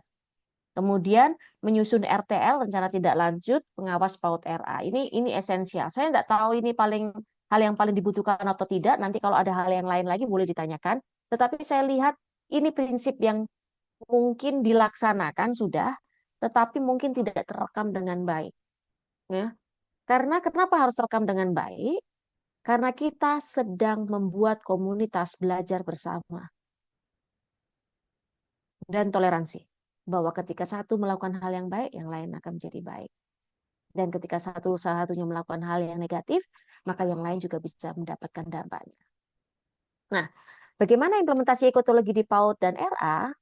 Ini kegiatan sederhananya tadi sudah disampaikan juga oleh beberapa teman-teman ya, tentang menanam bunga, memilah sampah, kemudian berdoa, bersyukur, sense of gratitude, mengajarkan tentang syukur. Hari ini alhamdulillah ya ruang kelasnya bersih. Iya, nyaman gitu ya. Kita sudah bereskan alat main kita belum? Sudah. Nah, itu yang Bapak Ibu sebagai pengawas baca. Guru-gurunya mampu nggak menghadirkan itu? Kalau hal yang paling sederhana tentang bagaimana makan dengan tenang, bagaimana membuang sampah pada tempatnya, itu sudah cukup. Bagaimana mereka diajak beres-beres dengan alat mainnya, itu sudah cukup merefleksikan bahwa ekoteologi sedang dibangun di RA tersebut. Gitu ya. Kemudian pembelajaran mendalam juga terrefleksi di situ. Karena pelan-pelan ajarin mereka dengan kebiasaan-kebiasaan. Bu, kalau di TKA itu masih belum, Bu. TKB masih lebih baik. Yes, of course. Sesuai dengan tahapannya. Kemudian bagaimana mereka mengintegrasikan dengan pembelajaran Quran. Mengenalkan ayat tentang alam. Wah, ini bolehlah buka buku. Oh, RPP-nya nanti kalau pekan ini temanya apa ya? Dan kemudian ayat Qurannya apa? Aspek apa yang sedang Bapak Ibu kembangkan atau kuatkan di kelompok ini. Kemudian yang paling penting sebelum pergi ke tujuan pembelajaran dan apa yang akan dibelajarkan, Ibu Bapak pengawas jangan lupa mundur tuh melihat atas dasar apa teman-teman guru membuat RPP seperti ini contohnya. Rancangan pembelajaran mendalam, kalau sekarang RPM ya, rancangan pembelajaran mendalam berbasis kurikulum cinta contohnya kayak gitu. Ya, nanti kita cek tuh. Oh ya Bu, di sini ada 2 orang anak berkebutuhan khusus. Ada 5 anak yang sudah bisa mandiri. Ada 2 anak yang sebenarnya pindahan dan masih diam dan sebagainya. Berdasarkan ini kami membuat rancangan pembelajaran seperti apa. Dan pada bagian ekoteologinya, poin apa yang diajarkan pada anak-anak tersebut. Jadi artinya setiap anak berbeda-beda ya. Jadi ini dari TKA, TKB, dari playgroup juga berbeda. Nah, terutama TKB. TKB kita siapkan untuk ke madrasah, nanti ke madrasah ibtidaiyah ya. Jadi di kelas rendah tadi 6 sampai 9 tahun. Anak-anak di Jepang diajarkan tentang habit, tentang kebiasaan-kebiasaan yang sederhana itu, tentang dirinya, empati dengan sekitarnya dan lain sebagainya. Kognisi itu nanti akan, kedewasaan itu akan memudahkan orang belajar tentang kognisi. Dulu dia nggak ngerti matematika loh, tapi sekarang dia mengerti banyak tentang matematika. Contohnya seperti itu ya. Kemudian guru, contohnya, guru ini, wait a second, ini ada aja yang mau telepon. Guru memberi teladan cinta lingkungan. Itu jadi, alhamdulillah, pohon-pohon kita atau bunga-bunga kita tumbuh, atau mungkin tanaman kacang hijau kita tumbuh. Beras yang diletakkan di atas kapas dan kemudian di atas tanah di polybag tumbuh. Alhamdulillah kita bersyukur dulu. Allah sudah menumbuhkan. Itu guru bicara terus. Jadi makanya kunci dari kita ini mengecek nih sudah implementasi ekologi, teologi, apapun juga itu pembelajaran di PAUD, cek gurunya bicara. Cek bagaimana kelas-kelas itu nyaman, tenang atau tidak. Di sini kita akan cek tentang peran pengawas itu apa saja gitu ya. Saya izin sebentar. Still aja. Nah, peran pengawas RA itu adalah memastikan guru memahami konsep ekoteologi. Jadi pengawas nanti kalau perlu ngumpulin tuh sekolah-sekolah yang diawasnya atau mungkin mempunyai sesi khusus di akhir kelas, mungkin datangnya Bapak sama Ibu di akhir sekolah ya. Itu cek apa yang kalian pengen diskusikan tentang konsep ekoteologi. Saya akan membantu. Nah, material ini banyak Bapak Ibu sekalian. Tadi di buku panduan sangat komplit. Kalau activity sebenarnya segala sesuatu yang membangun kesadaran mereka tentang cinta lingkungan hidup itu sebenarnya sebagai contoh kita membangun ekoteologi di anak-anak. Tapi tadi diawali dengan menjaga kebersihan, menjaga dirinya dari tidak mengganggu miliknya orang. Itu contoh-contoh yang sederhana sekali. Ya. Nah, membimbing RA agar kegiatan cinta lingkungan itu konsisten. Jadi hari ini dilihat, nanti Bapak Ibu nggak datang lagi. Datangnya nanti akhir semester. Tetapi kalau bisa menyempatkan untuk melihat, mensupervisi, paling tidak di awal ketika kurikulum berbasis cinta ini, ketika kurikulum pembelajaran, pendekatan pembelajaran mendalam ini dilaksanakan, itu Bapak Ibu datang dan kemudian melihat dan mengajar atau menyampaikan terus-menerus, maka satu sekolah ini akan mengerti dengan konkret dan setelah itu bisa tinggal landah di semester yang akan datang. Jadi kalau kita ngelihatnya itu nggak konsisten, itu kita nggak bisa kontrol itu. Nah, untuk mengontrolnya bagaimana caranya nanti di bawah kita akan bahas ya, Bapak Ibu sekalian. Terus kemudian memberikan masukan berbasis observasi nyata. Jadi saya tadi melihat ya, sebenarnya upayanya untuk mengklasifikasi sampah sudah benar. Tapi saya mau bertanya, sampah plastiknya dibawa kemana, Bun? Ininya dibawa kemana sama Ibu Guru? Nah, terus kemudian siapa yang membantu untuk pengolahan sampah organik menjadi pupuk? Oh, ini ada PKBM yang membantu kami untuk melakukan ini contohnya. Oke, boleh saya sampaikan juga supaya bisa membantu RA yang lain gitu. Contohnya memberikan masukan berbasis observasi nyata. Jadi artinya kalau ada hal yang saya nggak tahu caranya mendaur ulang sampah, saya tidak tahu caranya mengajarkan anak-anak tertib nih supaya mau buang sampah. Nah, itu nanti pengawas ini fungsinya itu. Jadi saya melihat pengawas itu keren banget ya. Di pendidikan di Indonesia ini diciptakan yang namanya pengawas-pengawas di pendidikan itu. Fungsinya adalah mensupervisi, memberikan masukan. Dan sebenarnya kalau mau ditanya tentang, kalau kami dari Badan Akreditasi Nasional melihat tuh, kenapa nih sekolah di daerah itu kok banyak yang TT ya? Kok banyak yang C, banyak yang B, for example. Kalau A kita nggak nanya ya. Oh ya nih, nggak ada pengawasnya, nggak ada. Fungsinya apa? Nah, kita biasanya akan melihat, biasanya ketika kita menyampaikan ada beberapa sekolah yang TT, itu di pemerintah daerah akan disampaikan bahwa pengawasnya akan melakukan pengawasan terhadap sekolah-sekolah yang TT tadi atau tidak terakreditasi tadi untuk bisa menjadi terakreditasi dengan baik. Atau kalau dari C ya bisa jadi B, B jadi A dan sebagainya gitu ya. Terlepas dari kegiatan otomasi ya, ada otomasi soalnya sekarang karena terbatasnya dana pemerintah sehingga tidak semua sekolah selalu bisa divisit. Tapi bagaimana sekolah ketika akan divisit, pengawas RA ini harus memahamkan caranya guru bicara, caranya kita, bukan caranya kita menyambut asesor ya. Jadi itu mungkin perlu yang kita bahas juga nanti. Nah, apa sih hal-hal yang perlu diperhatikan? Konsistensi kegiatan citi lingkungan. Kalau kita memastikan bahwa pendidikan al-Islam mengalir dari pagi hingga siang mereka pulang atau dari hingga sore mereka pulang, atau seluruh kegiatan anak-anak terintegrasi dengan al-Islam dan Al-Quran contohnya. Apakah kegiatan cinta lingkungan juga sama? Itu yang harus kita ini kan. Oh, jadi semuanya harus terintegrasi, Ibu. Iya. Makanya nanti anti bullying, kenapa bullying ini bisa menjadi poin penting yang harus diperhatikan. Kalau masih ada bullying, mereka nggak akan cinta lingkungan kok. Wong cinta dengan teman-temannya sendiri tidak terlaksana, bagaimana cinta dengan lingkungan? Itu bottom line-nya. Jadi sebuah sekolah yang mengatakan sekolah adiwiyata yang terkeren, tetapi masih ada bullying, berarti artinya itu belum selesai. Masih ada hal yang paling basic yang harus diselesaikan ya oleh sekolah tersebut. Kemudian keterlibatan anak dalam praktik langsung. Nah, ini apa nih yang dilakukan? Itu anak-anak sebenarnya belajar apa gitu ya. Itu yang perlu kita catat nih. Ya, yang harus kita perhatikan. Jadi makanya kita nggak bisa melihat ke dalam dokumen. Kalau dokumen RPP-nya bagus, dokumen SOP-nya bagus, tetapi di pelaksanaannya kita tidak pernah melihat sebagai pengawas, maka kita nggak akan lihat itu bahwa ekoteologi itu berlangsung atau tidak. Bahwa pendidikan dengan basis performance yang baik dari guru itu terlaksana atau tidak. Bahwa anak-anak itu diberikan haknya atau tidak.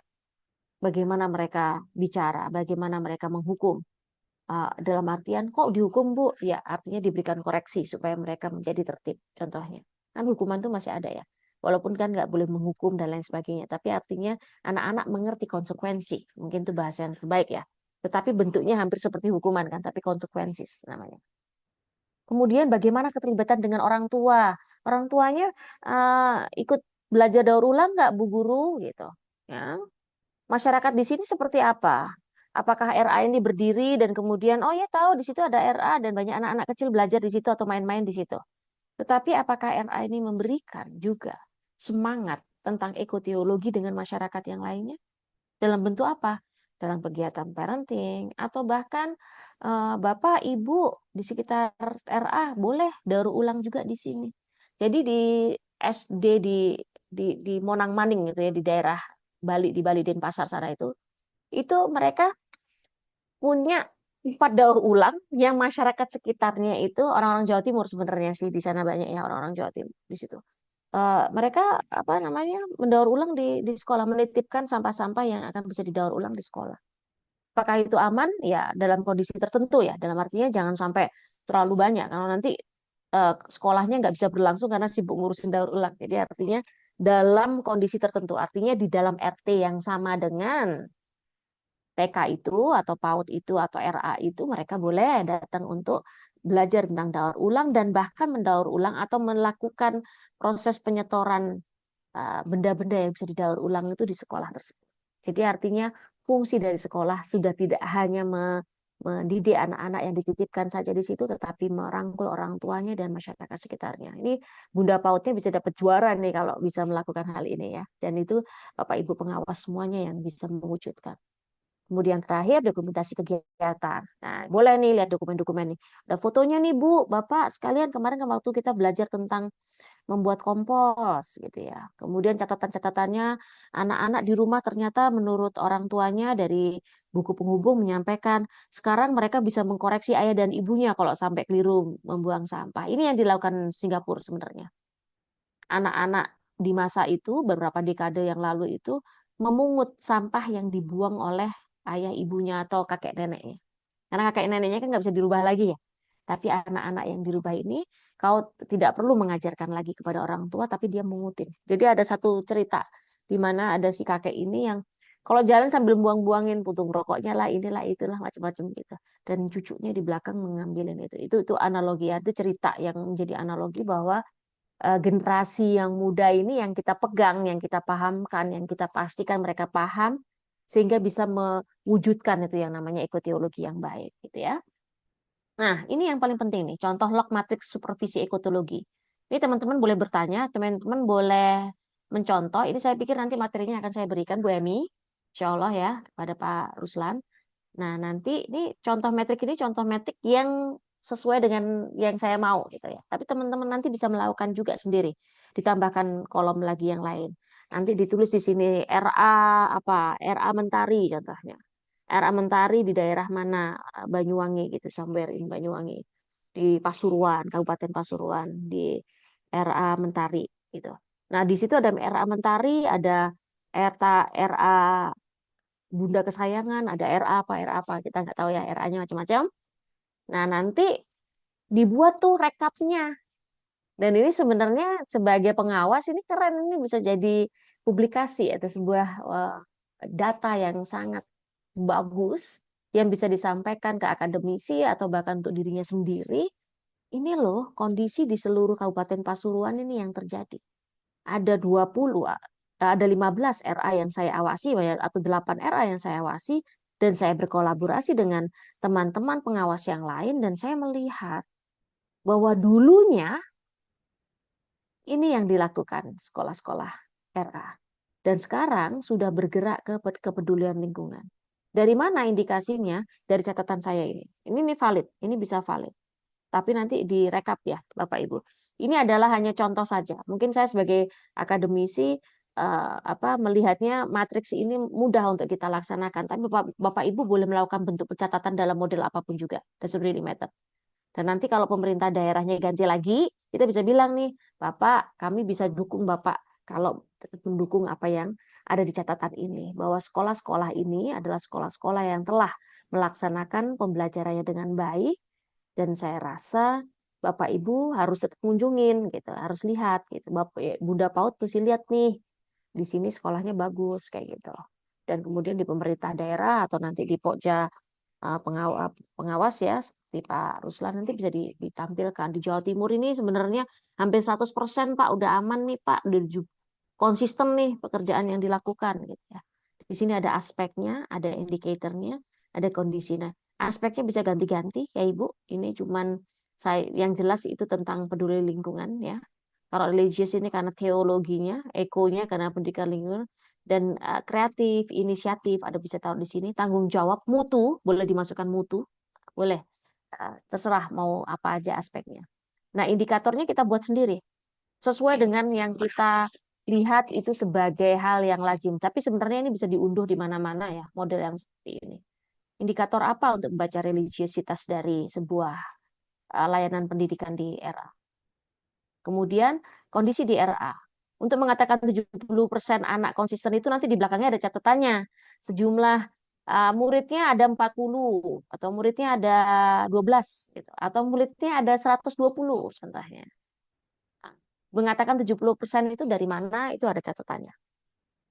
Sehingga data ini menjadi data yang valid. Dan ini dibacakan pada RA Mentari tadi. Ini loh kondisi sekolah kamu di bulan September tahun lalu. Bulan ini, Februari, kami pengawas datang dan melihat catatannya sudah menjadi seperti ini. Atau mungkin di bulan Januari dilihat, Februari dilaporkan lagi. Nah, ini nanti konkret, guru-gurunya ngerti. Salah saya di mana ya, Bu? Cara kamu bicara. Nah, gimana caranya belajar? Oh, ini cara mensupervisi anak. Bagaimana caranya? Gandeng saja cara buang sampah. Jadi jangan, anak-anak nggak buang sampah, ibunya yang ngurutin, gurunya mengutin terus dibuangin. No, kita sedang tidak mengakses gurunya, tapi anak-anak. Ayo, boleh bantu ibu guru, ibu ambil sampahnya, kamu juga ambil satu. Ayo kita buang sama-sama. Terus kita lihat nih sampahnya apa ya? Kertas, plastik, atau apa? Contohnya seperti itu. Jadi artinya itu pengawas itu on top of quality sebenarnya. Jadi kalau pengawasnya keren, sekolah di situ keren. Jadi sebenarnya kalau saya jadi pengawas, Bu, saya akan cek akreditasinya apa nih setiap sekolah yang saya lihat. Kalau mereka konsisten A, kalau mereka konsisten C, konsisten kok C ya, jadi artinya perlu ditingkatkan lagi. Nah, perlu penguatan ya. Jadi catatan pengawas itu, oh kami perlu melakukan penguatan. Doa bersama kok pada poin doa bersama. Loh, ternyata setiap kali mereka beraktivitas karena rusuhnya banyak anak, gurunya lupa tuh bahwa poin penting di dalam pembelajaran itu dilakukan yaitu dengan doa dan lain sebagainya. Sampahnya masih bercampur karena nggak ngerti tentang daur ulang dan klasifikasi. Sampaikan. Saya tidak punya waktu, pengawasnya tenang, bisa bilang, hei RA Mentari boleh pergi ke RA sebelah itu. Mereka sudah melakukan belajar dari sana bagaimana cara membuat kompos, bagaimana cara membuat ini jajarin anak-anak tentang kebersihan dan bagaimana bicara dengan orang tuanya. Contohnya, kok anak saya disuruh beres-beres ya, selalu bersih-bersih. Kenapa anak saya kok, ya kan? Jadi sekolah itu bersih posisinya. Ketika ditinggalkan, besok pagi ketika guru datang, tinggal menyeting lingkungannya atau meletakkan alat main yang sesuai. Tapi setelah mereka selesai main, pastikan waktu tentang beres-beres dan mengembalikan alat main itu menjadi poin yang paling penting di anak-anak. Dan itu adalah kunci ekoteologi sebenarnya. Pembiasaan-pembiasaan. Nah, kemudian catatan pengawas ada yang perlu variasi nih.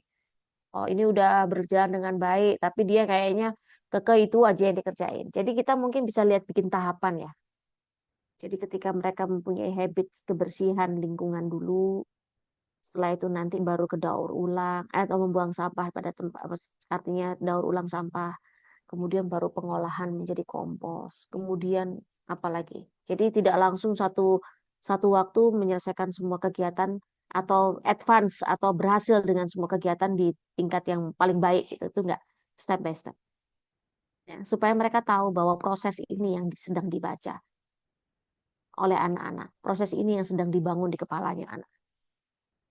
Nah, kemudian catatan pengawas tanaman sering rayu. Jadi artinya SOP perawatannya ya. Anak-anak jam 8 pagi setelah berdoa, setelah store Iqra dan lain sebagainya, boleh cek tanamannya masing-masing. 1 menit, 2 menit, 3 menit. Boleh kembali lagi ke lingkaran. Contohnya seperti itu.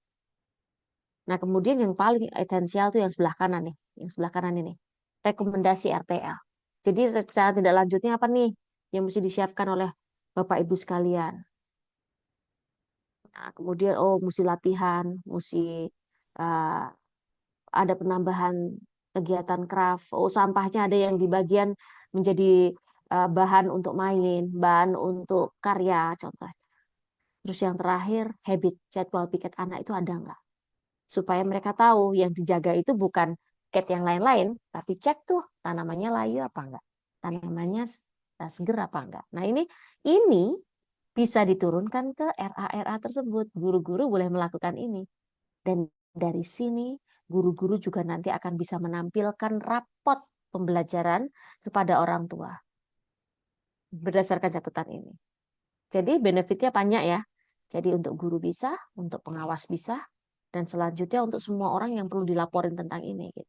Dan dari sini kita akan mendudukkan bahwa di pendidikan anak usia dini, poin paling utama adalah sama kata dengan perbuatan. Bagaimana kita bisa sama kata dengan perbuatan kalau fakta untuk memvalidasi itu semua tidak ada. Nah, ini fakta untuk memvalidasi. Catatannya tidak harus baku, tetapi ada catatannya. Ya. Ini perlu dikomunikasikan kepada semua orang, bahkan kepada orang tua. Sekolah RA Mentari ini keren sekali. Mereka sudah melaksanakan di aspek religius seperti ini, peduli lingkungan seperti ini, kreatif seperti ini. Ibu bapak pengawas biasanya kan hadir ya di acara akhir tahun itu ya. Dan kemudian atau mungkin di kegiatan parentingnya. Nah, rencana tidak lanjut. Nah, bagaimana membuat program bulanan cinta lingkungan? Jadi artinya guru-guru itu harus diajarkan tentang klasifikasi selain ngajarin mereka stimulasi untuk mulai mengerti tentang literasi dan numerasi, STEM dan lain sebagainya. Di STEM itu ada cinta lingkungan. Ya. Di science technology, ya. Engineering, art and math itu ada yang namanya cinta lingkungan. Di bagian mana saya bisa menyelipkan? Poin apa yang perlu diselipkan? Itu nanti dari bulan ke bulan Bapak pengawas dan Ibu bisa melihatnya. Dan ini ketika asesor datang sebagai akreditor untuk melihat sekolah, keren sekali catatannya sangat lengkap. Dari situ aja walaupun cuma 2 hari mereka melihat sekolah, itu senang. Itu senang karena artinya pencatatan ini dilakukan oleh guru, oleh pengawas sekolah dalam rangka benar-benar sama kata dengan buatan atau mewujudkan layanan pembelajaran yang benar. Dan ini urusannya sama di akhirat, nanti sama Allah. Tapi intinya buat Indonesia. Indonesia akan maju. Jawa Timur akan baldatun ghafur. Provinsi yang keren. Karena disebabkan oleh apa yang kita lakukan hari ini, insya Allah. Nah, supervisi berkala dengan log matrix tadi. Log matrixnya boleh dicontoh, boleh dimodifikasi. Boleh pakai mind map, boleh. Kemudian workshop guru tentang ekoteologi berbasis cinta ini perlu dilakukan.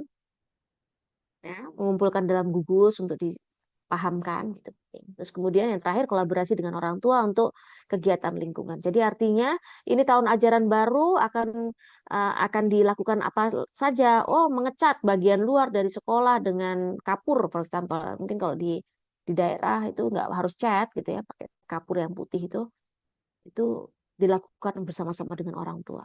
Jadi ketika seorang keluarga atau sebuah keluarga menyekolahkan anaknya di sebuah RA gitu. Mereka dapat benefit apa? Mereka bergerak menjadi orang yang mengerti tentang ekoteologi atau tidak. Mereka bergerak menjadi keluarga yang menjunjung tinggi mengajarkan tentang sains, teknologi dan lain sebagainya tadi enggak. Seperti yang tadi di Jepang. Nomor 1 di dunia yang meningkat atau kuat sekali literasi teknologinya. Nah, kita memang nggak bisa dong, harus bisa. Dan itu dilakukan dengan bagaimana kita pengawas, membuat keteraturan dan memahamkan keteraturan kepada penyelenggara. RA ini kan anak-anak, jadi ya udahlah ngomong-ngomong bocah aja. Ya nanti kalau di akhirat nanti kita ditanya gitu ya, kamu guru RA ya, apa yang sudah kamu lakukan? Itu nanti akan menjadi pertanyaan yang agak sulit juga dijawab kalau kita nggak ikut serta membantu guru RA untuk paham ini semua. Oke, mari kita diskusi lagi. Ini di akhir ya, Bu Emi, nanti sebelum kesimpulan. Jadi sebelum kita diskusi, saya mau cerita sedikit nih tentang buku saya ini. Ini bukan promosi Bu, tapi saya mau ceritakan. Tadi Bu, nanti ingatkan saya Bu Anikoh, nanti kita kirimkan bukunya. Tadi udah menyampaikan pendapatnya.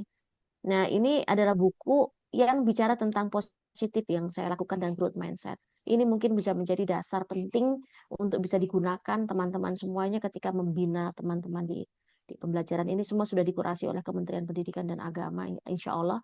Jadi bisa dimanfaatkan. Kenapa perlu? Karena ketika kita melakukan diskusi ini nih, literasi yang kita sedang cek bagaimana pengawas bisa memastikan RTL? Karena gurunya ngerti caranya menuangkan RTL di dalam RTL. Itu semua dokumen bentuknya dicatatkan. Di kelas A ada 12 murid, ada 2 anak berkebutuhan khusus, ada 7 anak yang mampu menyelesaikan masalah dengan bahasa. Karena apa? Gurunya yang canggih bicara, gurunya yang memahamkan. Yang satunya lagi, aduh, pokoknya kalau masuk kelas itu pulang anaknya bungkus permen masih di mana-mana. Kok bisa? Karena ketika gurunya, ayo buang sampah ya, buang sampah ya, gurunya tidak tahu bagaimana berbicara. Makanya saya tadi sampaikan buku tadi, memang saya siapkan tadi di bagian bawah tentang buku saya itu, karena saya juga menulis buku untuk guru dan ini. Bukan untuk buku ini dikonsumsi saja, tetapi ini kunci. Literasi numerasi kita menjadi kunci dari ekoteologi. Jadi pengawas yang keren, literasi numerasinya tinggi. Pasti bisa menyampaikan, mengajarkan bagaimana membahasakan ekoteologi pada anak. Semoga nggak boring ya, karena siang-siang saya ngajarnya kayak ngajar mahasiswa magister ini Bu Emi. Tapi insya Allah teman-teman pengawas ini udah canggih semua, jadi makanya saya nggak pengen bikin boring, harus sesuatu yang baru ya. Iya. Mungkin masih ada Boleh waktu. bertanya? Ya, waktu Ya. 13 menit ini untuk diberikan forum bagi mereka yang ingin bertanya, Bun. Boleh bertanya, boleh mendiskusikan ini. Iya. Boleh bertanya apa saja, Bu. Problem di sekolah juga boleh. Iya, Problem silakan bersama Ibu. guru juga boleh. Bagaimana Kita sebagai mensupervisi untuk pembelajaran? Iya, sebagai seorang pengawas, sebagai coach, sebagai pendamping bagi Bapak Ibu pengawas di RA, mungkin ada keluh kesah atau ada tips-tips bagaimana implementasi ekoteologi di RA. Silakan Ibu. Ya, mangga boleh bertanya langsung kalau ada yang mau raise hand. Silakan raise hand.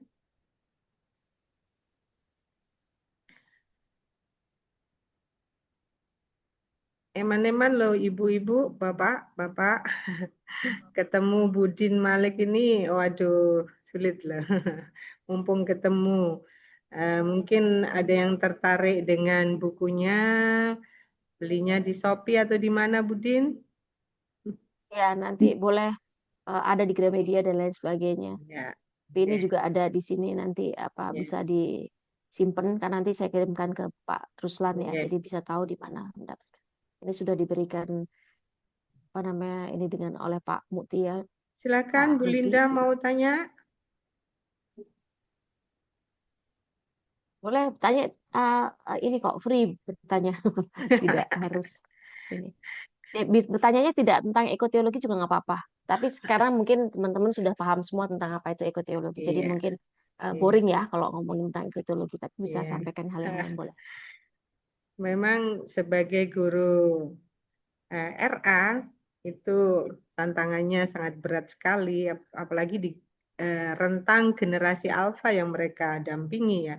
Maka kita sebagai seorang pengawas juga harus bijak bagaimana sih memahamkan bahwa generasi alfa itu yang akrab dengan gadget, yang akrab dengan layar sentuh dan sebagainya, tetapi tidak lupa bahwa ekoteologi itu harus pula dipahamkan pada mereka. Meskipun mereka itu konsep berpikirnya masih konkret, maka yang disentuh ya konkretnya dalam dunia bermainnya, dalam habituasinya, pembiasaannya, dan ekoteologi itu bisa terintegrasi dengan nilai-nilai agama. Kalau saya menyimak dari apa yang disampaikan Budin tadi, bisa melibatkan emosi anak, misalkan buku-buku cerita, bagaimana menyentuh hati anak-anak itu supaya sadar untuk membuang sampah, sadar ketika katakanlah ada mereka lewat di kamar mandi, ada keran yang membuka terus-menerus tuh ada inisiasi untuk menutupnya, itu kan melibatkan emosi anak. Dan yang terpenting yang tadi saya mengambil hikmah dari apa yang disampaikan Budin, dilakukan setiap hari bukan kegiatan sesekali, ya menjadi habituasi pembiasaan gitu ya. Ibu-ibu, silahkan. apa itu Bu? Ini kan di jalan rawan. Jadi tadi kalau saya bicara itu mungkin bisa bikin ngantuk. Ini Iya, Bu Muslihah di Trenggalek. Monggo. iya. Oh ini Bu Yang Muslihah, ya, Bu. Trenggalek, silakan Ibu. Ya. Yang ingin saya tanyakan adalah ketika para asesor datang ke sekolah itu pembelajaran yang ideal atau yang seharusnya diharapkan oleh para asesor atau dari Badan Akreditasi Nasional khususnya anak-anak itu kayak apa Bu, gambarannya? Karena sekarang ini yang kita lihat ketika asesor datang itu memvideo mulai anak datang sampai anak itu dijemput orang tua. Idealnya kayak apa yang diharapkan oleh Bapak Ibu asesor sehingga kami lihat karena kekurang pahaman para guru itu banyak sekali yang TT dan banyak sekali yang C. Demikian yang ingin saya tanyakan Bu, terima kasih sekali. Baik, Langsung Bu aja Bu, Muslihah. Udin, wah keren ini. Jadi Oke, dan PDM-nya, baik. silakan Bu. Oke. Jadi gini ya, kita itu Badan Akreditasi Nasional menurunkan asesor ke seluruh Indonesia tanpa terkecuali pada semua sekolah gitu ya.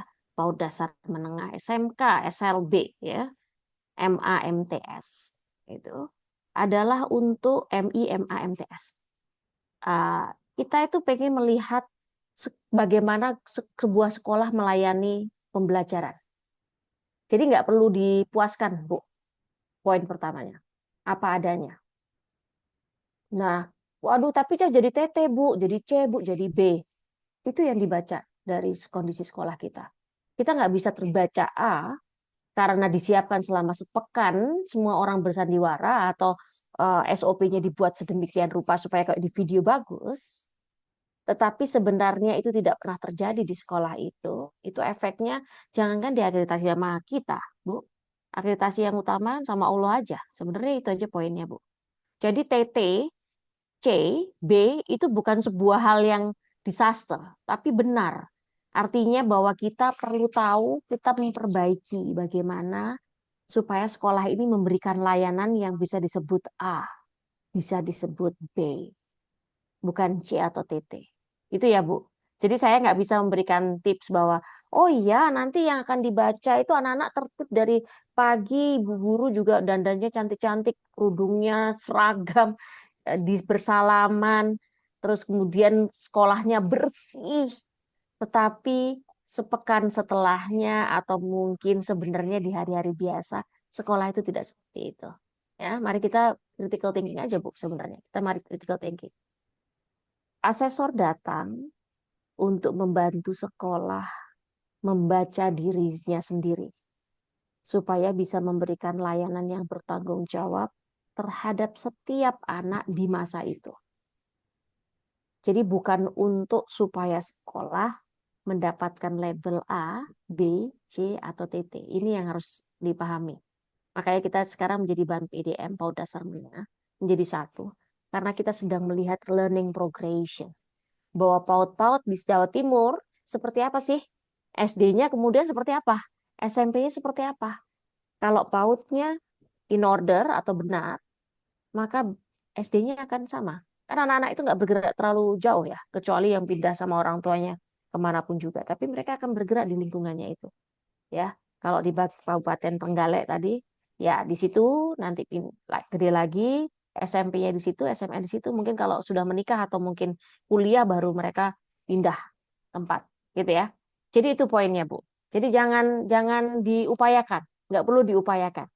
Tetapi yang perlu diupayakan oleh pengawas adalah memastikan sebelum waktunya kegiatan akreditasi sebuah sekolah benar-benar sudah bertanggung jawab dalam melaksanakan pembelajarannya. Itu poin pentingnya. Ya, instrumen kita itu instrumen performance. Dan yang dilihat itu performance-nya. Oh, ada masjidnya enggak? Ada ininya enggak? Enggak. Ada kamar mandi berapa? Muridnya segitu. Gurunya ada kamar mandi khusus enggak? Ada ruang gurunya enggak? Itu enggak dibaca. Yang dibaca adalah itu menjadi catatan aja bahwa oh sekolah ini keren ya, masjidnya sampai 2 gitu, mungkin. Tetapi yang paling penting adalah bagaimana guru bicara, bagaimana anak-anak kan kelihatan kalau natural sama nggak natural, ya natural atau enggak. Guru-guru juga kelihatan kalau nervous karena dibaca sama memang udah biasa. Iya Bu, ini waktunya nih anak-anak nih. Kebetulan kalau ngelewatin hari Kamis ke Jumat itu sedang ada project. Kan asesor tuh turunnya macam-macam ya waktunya ya. Tidak selalu di waktu yang kita mau. Ya, itu. Itu ya Bu, siapa tadi? Bu Muslika. Bu Muslihah ya. Bu Muslihah mudah-mudahan menjawab. Saya kira Bu Emi pasti sepakat juga dengan saya ya Bu ya. Bahwa memang itu sebenarnya poin yang harus kita pahamkan pada seluruh sekolah dan seluruh apa namanya pengawas bahwa kita itu mau cek itu. Iya. Oke. Terus yang kedua. Oke, oh betul sekali Bu Dian karena setelah akreditasi lembaga sudah melaksanakan apa nih? Setelah akreditasi selesai kadang sekolah kembali ke pengaturan awal maksudnya Budin maksudnya. Sekolah dibuat bagus pada saat akreditasi saja setelah akreditasi tidak ada peningkatan. Yes. Jangan. Nggak Karena jadi urusannya itu terbiasa. sama Allah. Iya, iya. Kita prinsipnya sama kata dengan perbuatan. Ini yang kami lakukan. Iya. Kami nggak punya alat main banyak, Budin, mamanya asesornya saya. Tapi kami memastikan semua alat mainnya bersih dan anak mengembalikan di tempatnya. Langsung meter. Itu udah nilai plus. Iya. Oke, ada lagi yang mau bertanya? Silakan Ibu, kalau nggak ada mungkin closing statement dari Budin karena waktu kurang 2 menit, mungkin ibu-ibu yang ASN harus berkemas-kemas. Mungkin, oh ini ada lagi tuh, Bu Aniko tanya lagi nggak apa-apa ya Budin ya? Ya boleh Bu Aniko. Nah, silakan Bu Aniko. Nah, nanti Terima penasaran. kasih. Mumpung ketemu sama Budin, eman-eman tidak tanya. Ya, monggo Yang Ibu. Apakah ketika kita ekoteologi itu harus diintegrasikan ke dalam RPPH seperti KPC? Seperti itu yang pertama. Yang kedua, strategi untuk menumbuhkan kesadaran guru RA tentang ekoteologi itu bagaimana Bunda? Terima kasih, hanya itu saja. Yang untuk poin pertama tadi, apakah juga seperti KPC dimasukkan ke tujuan pembelajarannya tentang ekoteologi tersebut? Terima kasih. Monggo Ya, Budin baik. langsung Terima kasih follow up. Bu Aniko. Ya, betul. Jadi sebenarnya gini loh Bu, itu kan kalau catatannya ya masuk KPC itu, ya.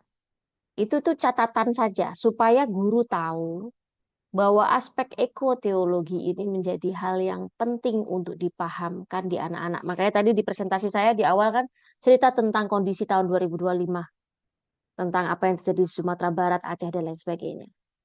Nah, itu perlu dicatatkan. Jadi fungsinya kan untuk memahamkan guru bahwa ini loh udah ditandain loh, ini hal-hal yang penting yang harus kita bawakan kepada anak-anak yang sedang berada di RA kamu, gitu kan? Poinnya itu kan. Nah, tentu harus dicatatkan Bu, dituliskan. Tetapi saya khawatirnya juga gitu, jangan sampai kita pengawas cuma ngeliat catatannya aja. Kita harus make sure bahwa gurunya ngerti dan benar-benar dipakai, benar-benar dilaksanakan. Itu ya poinnya Bu Aniko. Kemudian strateginya apa untuk memahamkan? Memang harus dilatih, Bu. Dilatihnya itu pakai, ini sebenarnya ada slide saya yang lain itu ngelatih tentang nurunin RPM itu kayak apa. Terus kemudian kegiatannya terdiri dari apa? Temanya apa dulu? Kegiatannya yang akan dialirkan apa saja? Kegiatan mana yang mengindikasikan akan mengeksersis ekotologi atau melatih ekotologi? Kegiatan mana yang akan melatih yang hal yang lainnya? Terus pada saat melakukan sebuah proyek atau proyek yang bersama anak-anak, sedang mengeksersis apa saja, sedang melatih apa saja. Oh, ekoteologi ada di dalamnya? Ada. Nah, sebelum ekoteologi ini strategi yang harus dipahamkan. Apa saja sih tadi yang harus dipahamkan? Kemampuan komunikasi anak manusia yang baik, kemudian guru yang baik gitu. Bagaimana membangun komunikasi anak-anak tersebut. Jadi anak-anak nanti menjadi manusia yang mampu beradaptasi karena tingkat komunikasinya tinggi. Ya. Kemudian yang kedua, menyiapkan visualnya. Apa itu? Buku-buku anak atau buku-buku cerita atau buku-buku yang dibacakan tentang ekoteologi. Ini perlu Bu, nanti Ibu pengawas sama Bapak semua akan cek, kamu punya nggak bukunya tentang lingkungan hidup? Oh nggak punya Bu. Nah, ini Kementerian Pendidikan, Kementerian Agama itu punya list of buku-buku yang bisa digunakan di RA dan lain sebagainya. Bu, apakah kita bisa ngambil dari majalah? Boleh. Kenapa tidak? Nah, itu poin-poin di mana kita mengeksersis. Karena nggak semua sekolah RA atau PAUD dimanapun juga itu mempunyai luxuries atau mempunyai kondisi yang keren untuk bisa memfasilitasi semua muridnya atau lingkungan sekolahnya itu dengan buku-buku yang memadai. Jadi makanya kita pengawas mengupayakan itu, Bu, mengupayakan itu. Visualnya apa? Kegiatannya apa? Alatnya apa? Kalau nggak ngerti cara mengolahnya, bagaimana? Dilatih di mana? Dan lain sebagainya. Gitu ya. Harus ditarik ke KKG, Bu. Ke gugus lagi ya. Supaya bisa dilakukan. Ini kalau di Kementerian Agama di RA-nya juga ada gugusnya kan Bu Emi? Ada, Bu. Ada. Ada kan? Jadi artinya Iya. gugusnya harus ada kegiatan yang terstruktur. Iya. Tapi ini menarik pertanyaannya Bu Aniko ini. Jadi artinya itu poin-poin yang harus dipahamkan ke RA ya. Nanti supaya ibu-ibu pengawas ini nggak kerja bakti dan Bapak semuanya. Gitu ya. Cukupkah Bu Aniko? Ya, sudah Bun, terima kasih penjelasannya. Iya. Okay.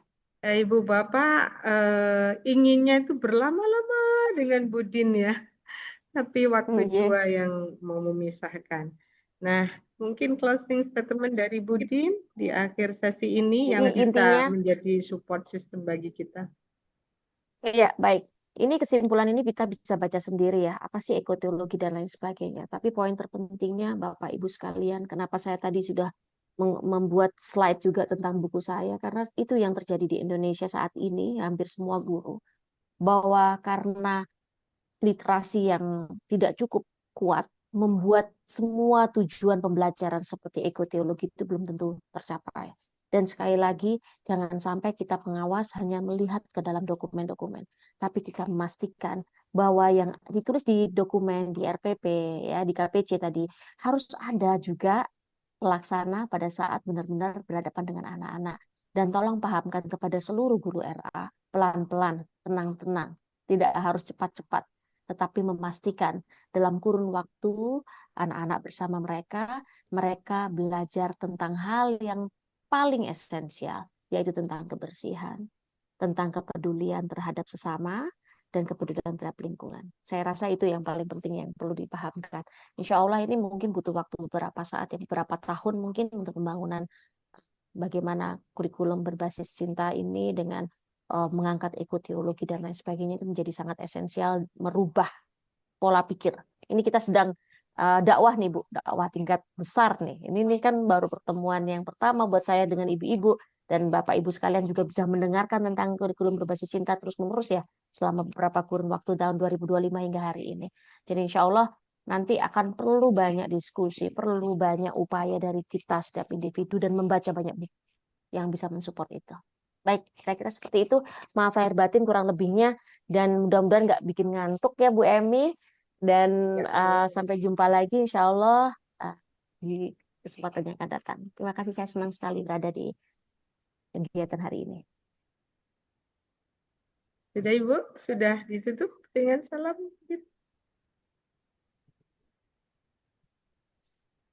Cukup Budin? Sudah aplaus untuk Budin.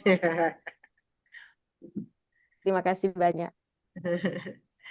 Ibu Bapak yang saya hormati, mudah-mudahan ilmu dari Budin yang sangat banyak dari sisi teori maupun implementasinya bisa kita jadikan pedoman untuk KPC, untuk ekoteologi, bagaimana hubungan manusia dengan alam semesta ini memang betul-betul bisa membumi di ranah Raudatul Atfal. Terima kasih Budin. Mudah-mudahan menjadi amal yang manfaat dunia akhirat. Ibu Bapak yang kami hormati, kita akhiri dengan sesi foto. Pak Agus masih bisa mendengar suara saya? Siap. Monggo. Untuk Paling difoto tidur ada. Pak Agus itu Bunda. Jangan gelap mana foto Pak Agus. Mungkin aku Agus Silakan, Tedum. silakan Ya. Pak Agus, mumpung Budin masih di Zoom ini. Dibuka Pak Ibnu Hajar. Siap. Tunjukkan senyum terbaiknya. 1, 2, Gimana? 3. Halaman kedua. Halaman kedua Saya banyak halaman yang berapa, dibuka Pak ini. Gus? Saya halaman berapa? 1, 2, 3. Oke. Terima kasih Pak Udin, hati-hati sambil nyetir itu. Terima kasih Bu Bapak yang sudah hadir di Zoom ini. Terima kasih semuanya atensinya. Mudah-mudahan apa yang kita lakukan ini menjadi tindak lanjut juga ketika kita bertemu kemarin di Surabaya. Terima kasih semuanya. Amin. Saya akhiri. Wassalamualaikum warahmatullahi wabarakatuh. Waalaikumsalam warahmatullahi Terima wabarakatuh. Sehat kasih. semuanya. Warahmatullahi wabarakatuh. Sehat selalu, sehat semuanya. Hitung mundur lagi. Ya Pak Agus, cuci muka dulu baru bangun tidur itu. Oh, pelanggaran, Izin live ya, pelanggaran, Kita pelanggaran. live sama-sama, Bu Ida. Enaknya sih, Bu Ina, Bu Ya Pak Ida. Agus itu lagi di TPS Bunda. Sudah itu benar itu. Dadah, menopang Bu. Terima Pak kasih. Agus Hitung lagi di TPS mundur. sudah itu benar. 3, 2, 2, 1.